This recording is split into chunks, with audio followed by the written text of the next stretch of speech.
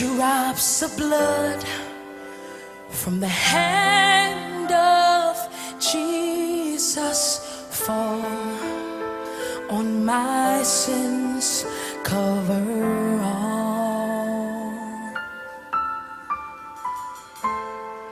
He received the cross that I deserve. All for grace we're now saved.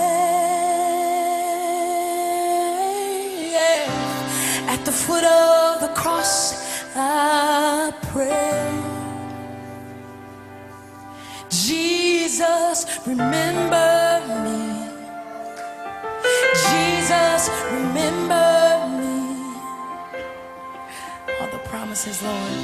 At the foot of the cross I pray, Jesus, remember me. Jesus, remember me. Drops of blood from the hand of Jesus fall on my sins, cover all.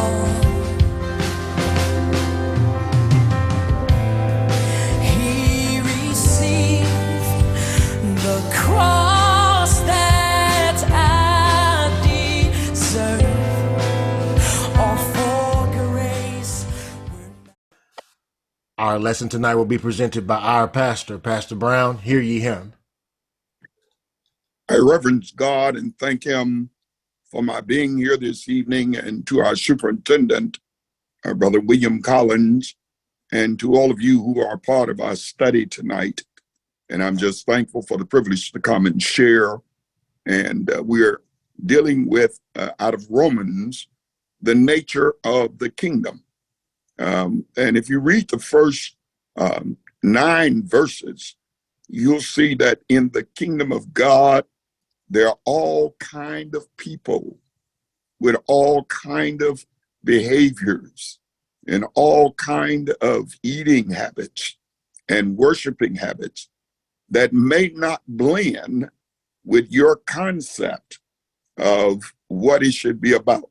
And so Paul is trying to help us to understand how we can coexist, and not only coexist, but to prosper the work of God even in our differences. Now, let me say, before I move on into this lesson, at Proverbs chapter 2, verses 1 through 11, I believe is a powerful, ignored part of the scriptures.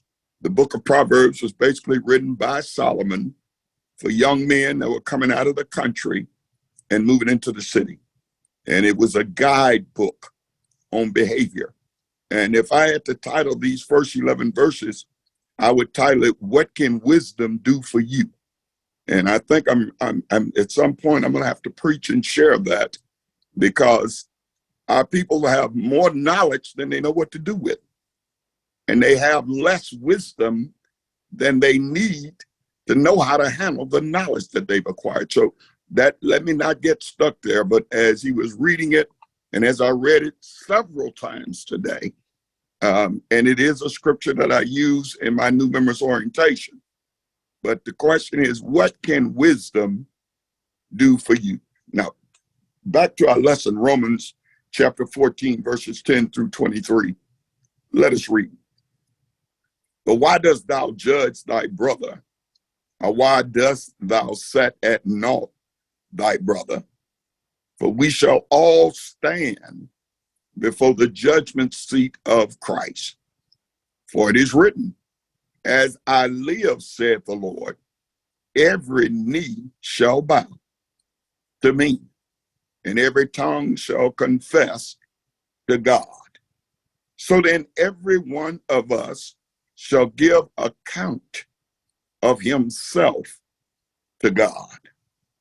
Let us not therefore judge one another anymore, but judge this rather, that no man put a stumbling block or an occasion to fall in his brother's way. I know and am persuaded by the Lord Jesus that there is nothing unclean of itself, but to him that esteemeth anything to be unclean, to him it is unclean.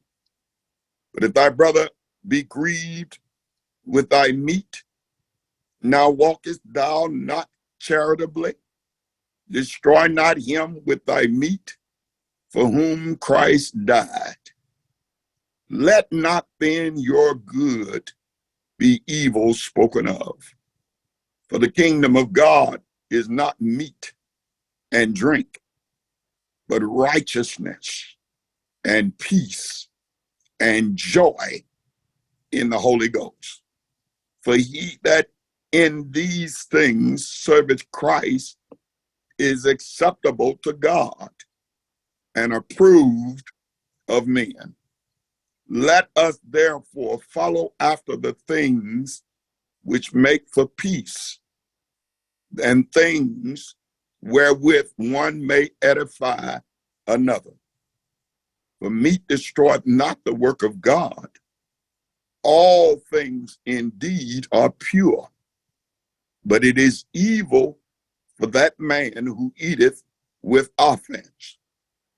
It is good neither to eat flesh, nor to drink wine, nor anything whereby thy brother stumbleth, or is offended, or is made weak. Hast thou faith? Have it to thyself before God.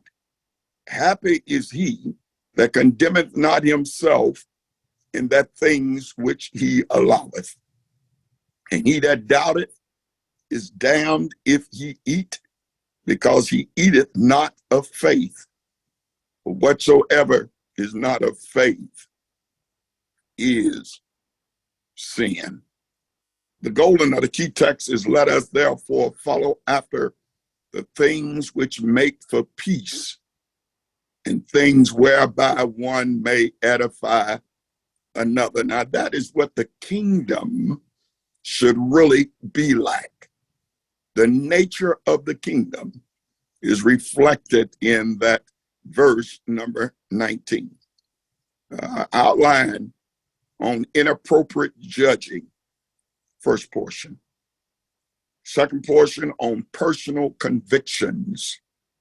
And thirdly, on vital imperatives. And there are some vital imperatives for the people of God in living in harmony and working together for the glory of God.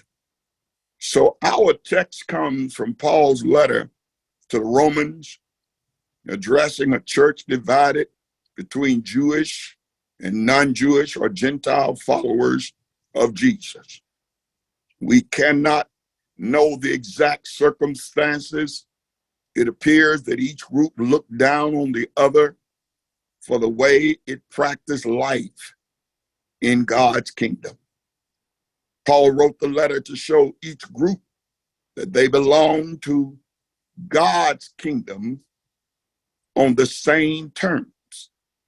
Here are those terms: faith in Jesus in response to God's good news about him. Not their dress, not their historical traditions, not the practices of eating, not the celebration of certain days. Paul says the Jews first and also the Greeks, that each group has the same status. All have sinned, both Jews and Gentiles. Paul addresses, belongs to God's kingdom. Addressees belong to God's kingdom, and not by observance of laws, law of Moses, which define the Jewish people. Rather, they belong by faith in Jesus, who died that all might live eternally. So kosher food may be mandatory under some circumstances in the Jewish community. But it is not kosher food that saves from the sins of life. It is faith in God through Jesus Christ. Faith in Jesus Christ, who is the Son of God, who died that I all might live eternity. This equality of status must be practiced. Jews were accustomed to keeping the laws of clean and unclean laid out in the law of Moses. You can get special up for the references from Leviticus chapter 11, Deuteronomy chapter 14. In a city like Rome, finding meat that was ceremonially clean was probably difficult. But as you know, in most Jewish communities, they have a way of establishing their places where they can secure what they consider clean meat. Add to that the fact that much meat had been offered in sacrifice to pagan idols. It appears that many Jews in Rome had simply given up on eating meat altogether, because that was the other thing. It could be in the category of clean meat, but if it had been offered up to Caesar or offered up to some other idol, from the Jewish perspective, it made the meat unclean. And so some had just given up on eating meat altogether. They had never been subject to the laws of clean and unclean. I'm talking about the Gentiles. For Jewish followers of Jesus, dietary restrictions had always been a sign of devotion to God. But for Gentile followers of Jesus, these rules seem strange and unnecessary. Different practices with food matter little when we are with our own group. But the fellowship of the church brought these two groups together, and shared meals were a vital part of that fellowship. Who rules should prevail? Or is the prevailing of any set of rules necessary, essential to them being able to have the fellowship and the kind of fellowship that they needed and they wanted? All right. Inappropriate judging. Verse 10 says, but why dost thou judge thy brother? Why dost thou set at naught thy brother? Paul introduces two disputes at the beginning in Romans 14, one about eating certain foods, the other about the sacredness of certain days. In the verses before us, we see him ask point blank questions, clarify that what is at stake regarding these issues.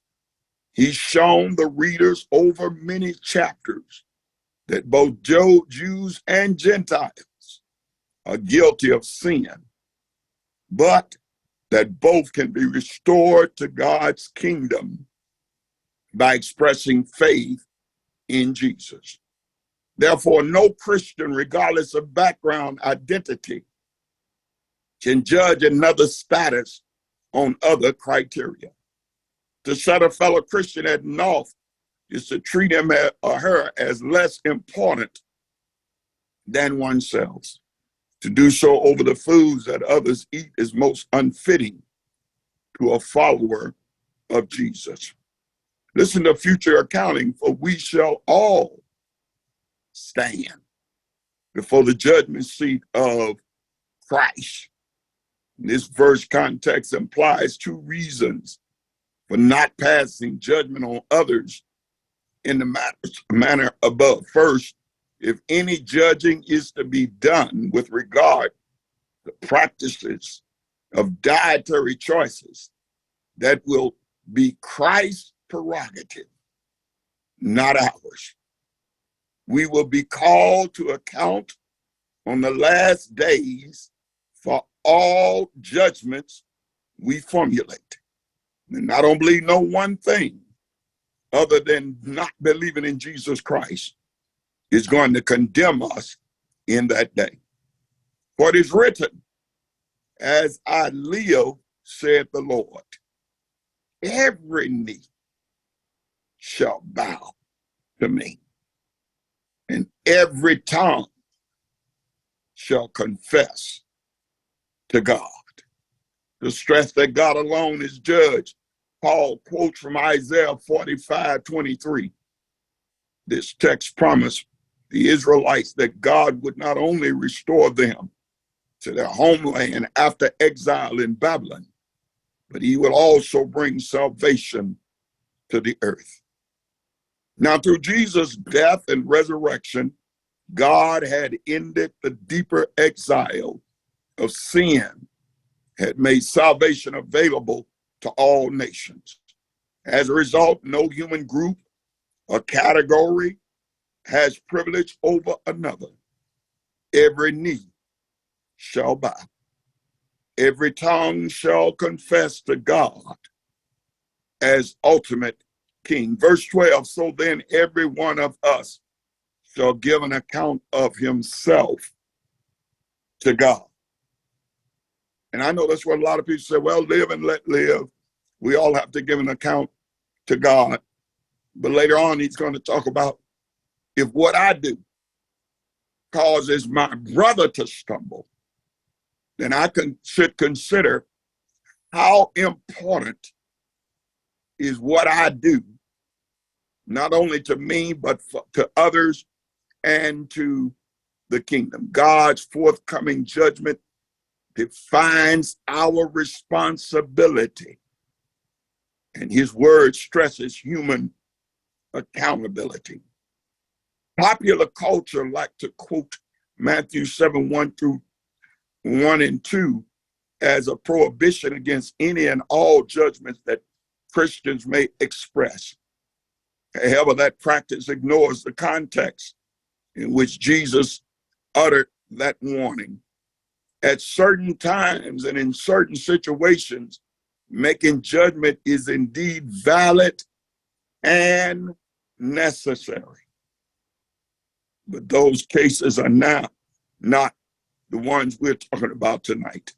Sometimes membership with a certain group can seem to justify judging others. After all, if everyone in my group sees others in the same way, then our judgment of them seems justified. That may have been the situation for the Roman Christians, but judging with a group is no better than judging as an individual. Let us not therefore judge one another anymore. It's verse 13a. This statement serves as a transition from what Paul's readers were no longer to do to the positive actions of what they should do instead. Require actions, but judge this rather, that no man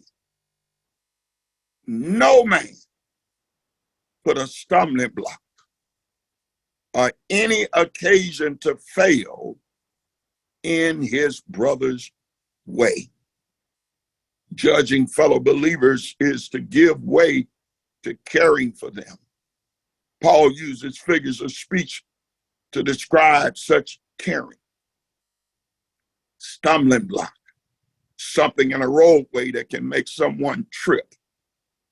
I don't want to cause nobody to trip. An occasion to fall is an obstacle that blocks a path or causes a misstep. I don't want nobody to misstep because of me. The two may be seen as synonymous or synonyms.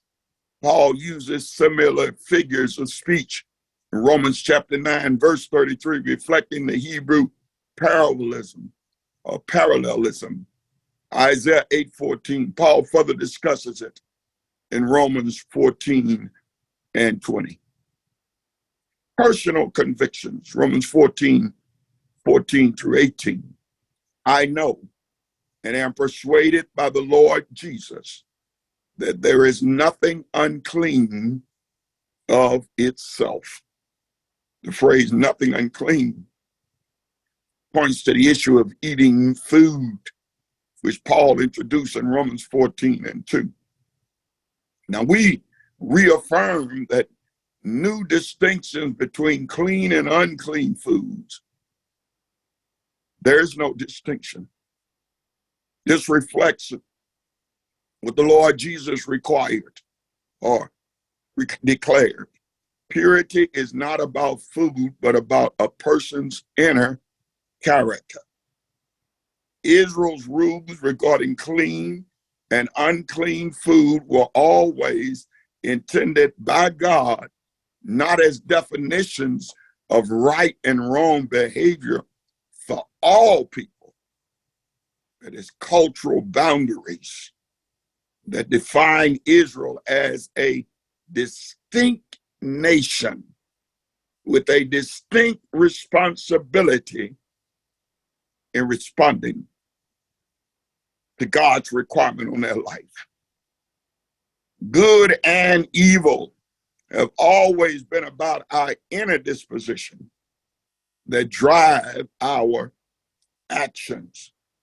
When you read over in Acts 10, and you read on over, and ultimately you get to the house of Cornelius, Paul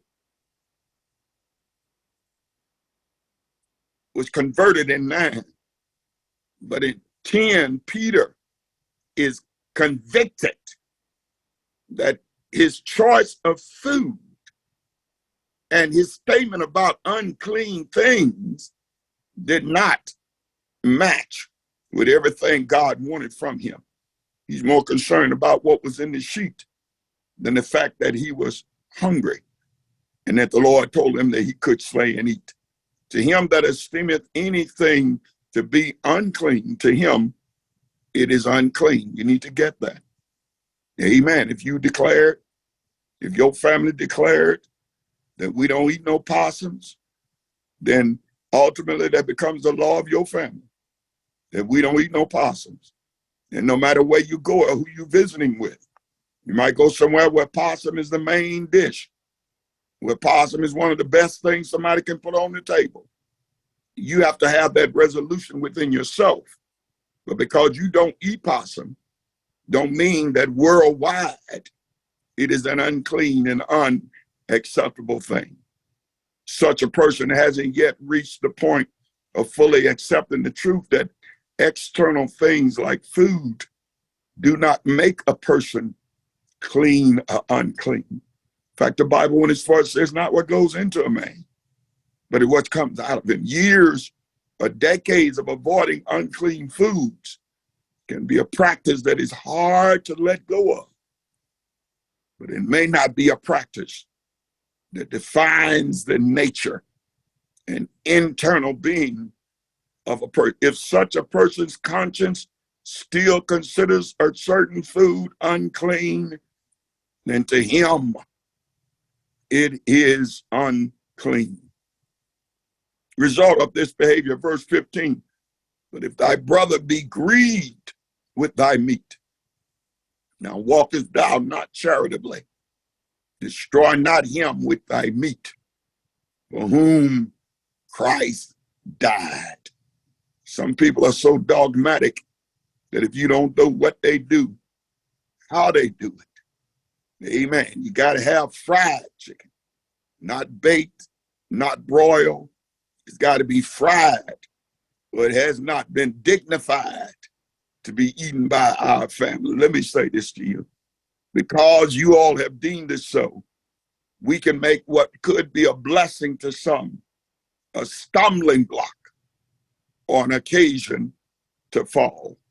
Amen. The word grieved in this verse indicates something more serious than mere sadness or irritation. This conclusion is backed up by the implications of the word destroy. Acting in a visible way that violates another person's conscience can result in spiritual destruction of someone for whom Christ died. Amen. If Jews and Gentiles are trying to get together, and I'm just bringing in a little levity. Amen. If you're trying to bring Jews and Gentiles together at a meal, it's not a good time to have a snoot cookout, because that's offensive to Jews. And if eating meat of any kind offends my brother, where it affects his relationship with me, and he believes it affects his relationship with God, Paul went as far as to say that I won't eat meat. Amen. If I want me a snoot, I'll eat it in private. I don't have to eat it in your presence. We are called to have a high regard for the conscience of fellow believers. Consider others as you carry through life your Christian values and your Christian ideals. Consider others. The conscience of fellow believers. Higher regard than we've ever even for our own. Paul has more to say, 1 Corinthians 8, 7 through 13. But let us move on, verse 16. Let not then your good be evil spoken of. Those in Roman who understood that Christ had set aside the rules of clean and unclean had an accurate grasp of God's truth. They were ready to act on it as an expression of their faith. Theirs was a good position, but to act without concern for those who had not yet grasped this truth was to invite good actions to be spoken of as evil. That phrase is also translated as a form of the word blasphemy. And we know that's a strong term for an insult, especially directed to someone of high standing. The implication is that we can provoke slander that can extend even to Christ himself if we get careless in regard to what Paul is saying. For the kingdom of God is not meat and drink, but righteousness and peace and joy in the Holy Ghost. Rules and practices regarding foods are among the most obvious ways that groups of people mark their differences from other groups. Food preferences are central to a people's culture. Even apart from Israel's rules of clean and unclean, those rules were important to the Israelites because they were observed constantly, and I'd like to say historically, in their faith relationship. But Paul reminds us that God's kingdom is not merely about what is easily seen. Food is nothing compared with what God has done in Christ. What now defines his people as subjects of the high kingdom? Paul's three terms that characterize that kingdom are important. The Greek word translated righteousness occurs about 100 times in the New Testament. 1/3 of those are in Romans. Quite simply, the word righteousness refers to that which is right and just. The word translated peace is also a favorite of Paul's in Romans. Its usage occurs in the greetings at the beginning, Romans 1:7, and in the word of assurance at the end, Romans 16:20. God's peace is not just a cessation of strife. It is harmony in loving, caring relationships. The gospel calls us not just to get along, but to work for one another's benefit. The word translated joy also occurs dozens of times in the New Testament. About 1/3 of Paul's letters, but only 3 times in Romans. Joy flows from the abiding sense of confidence that God is making things right as he established his kingdom. Despite the high frequency of each of the 3 terms in the New Testament, Romans 14 and 17 is the only place where all 3 occur together. This says something about Paul's concern. Peace and joy are among the fruit of the Holy Spirit. Galatians 5:22. Here Paul ascribes them along with righteousness as being associated with the Spirit. The Spirit's presence, not our adherence to food laws, mark us as belonging to God's people.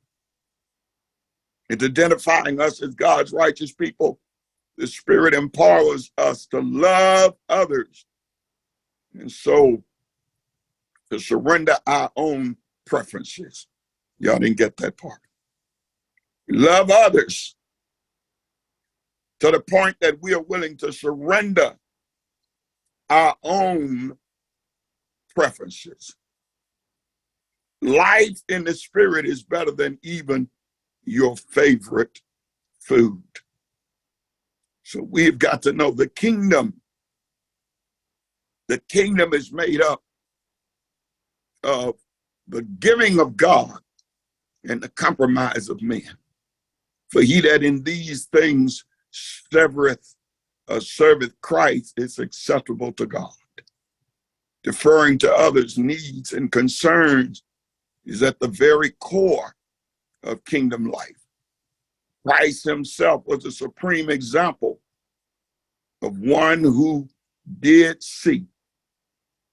He sacrificed. Christ did the will of his Father. So to serve Christ is to do what is acceptable and pleasing to God the Father. Indeed, service to Christ is of much greater importance to God than focusing only on a person's observance of rules about food. And you will be surprised how many people get hung up on minute things that keep them from having harmony within the body of Christ. And approved of men, deferring to others' concerns even gains human approval. In the social structures of the first century AD, Jewish Christians stood apart from the larger Jewish communities because of their acceptance of Gentiles as God people. Gentile Christians, for their part, had abandoned the pagan worship that required loyalty to the Roman Empire. And these 2 renegade groups became known for their argument over food. Their credibility would suffer all the more. But if they could demonstrate love, their example could shine.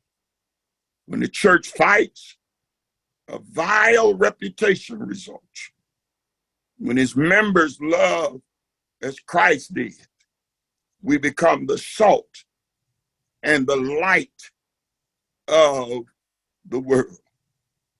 Finally, on vital imperatives, peace and edification. Verse 19 says, let us therefore follow after the things which make for peace and things wherewith one may edify another. The peace of God's kingdom is a gift of God. But putting peace into practice is not automatic.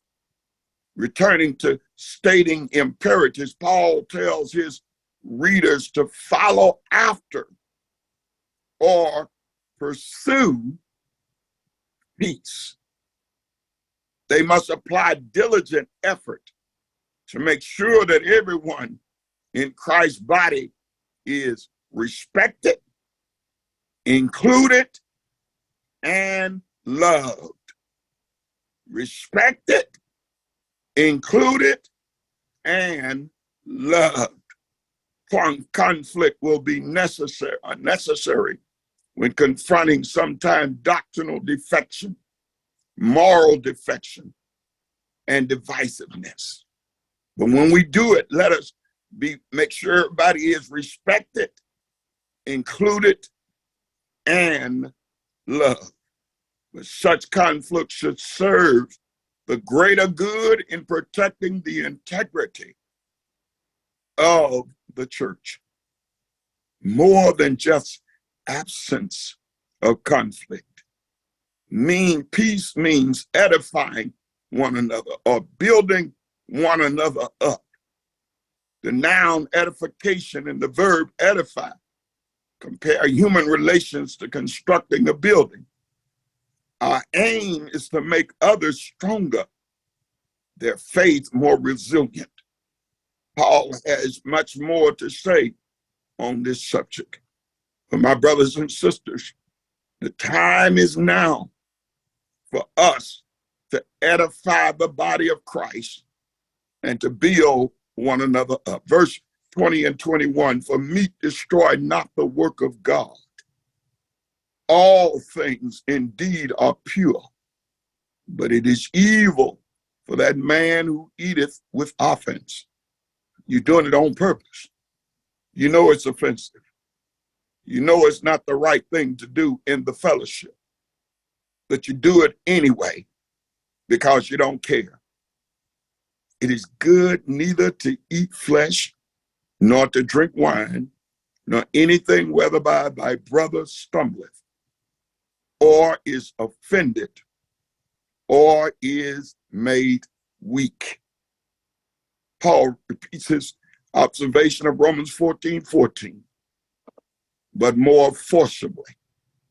The opposite of edify in 14:19 is destroy. In modern English, we may take the word offense and offended to mean something like irritate or insult. Amen. You have a church banquet and somebody comes in and bring their bud and pops it up, and everybody at his table drinking a bud, and then they want to know why anybody is offended or irritated. The Greek being translated is stronger than that. The idea is to be a cause. Listen to this. A cause of spiritual stumbling. A cause of spiritual stumbling. Some may not agree with this. Some may not think that it's something I should say.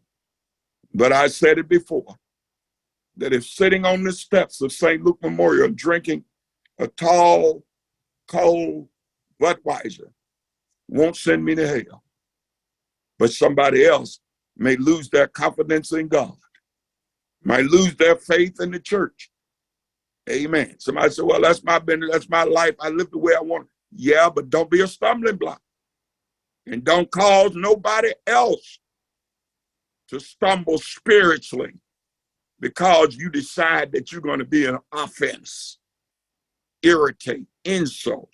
You may be mad about one thing, and it can end up costing you your overall relationship in the fellowship of God. Faith and sin.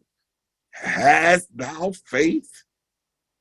Have it to thyself before God. Happy is he that condemneth not himself in that thing which he alloweth. Word faith is used here in the sense of what believers are allowed to do. In certain cases, the truth of that faith must be kept between oneself and God to avoid creating a stumbling block. The phrase condemneth not himself points to avoidance of a second area of destruction, as the weak end up stumbling. The strong do so as well. The Greek behind the word happy is translated blessed in many other passages. And that is the sense here. Verse 23, and he that doubteth is damned if he eat, because he eateth not of faith. For whatsoever is not of faith is sin. Paul continues with comparison of opposites, antonyms. He affirms a doctrinal principle for those with the faith to affirm that all foods are clean. The important matter is not food, but is your conscience clean? Is your conscience clean in what you've done? Is your conscience clean with your fellow believers? Some whose faith is weaker, who still believe some foods to be unclean, may follow others' examples and eat foods still thought, but wrongfully so, to be unclean. And if it's going to leave you a weaker, wandering person, don't let nobody talk you into anything. It's going to take you out of who you should be in the Lord Jesus Christ. And if they act against their own consciences in this way, they have sinned, since actions that do not come from faith are sin by nature. Amen. Don't make nobody sin. And don't let nobody make you sin. Stand firm in your confidence, knowing that no food that you eat makes you unclean before God. That if eating certain food offends your brother and it disrupts the harmony, the peace, the joy, the fellowship of the nature of the kingdom, then you ought to put yourself to the side and put the nature of the kingdom and relationship of the fellowship above yourself. When you love God, you can do that. Brother Superintendent, if there are no questions, that's all I have on this lesson tonight. Oh, at the foot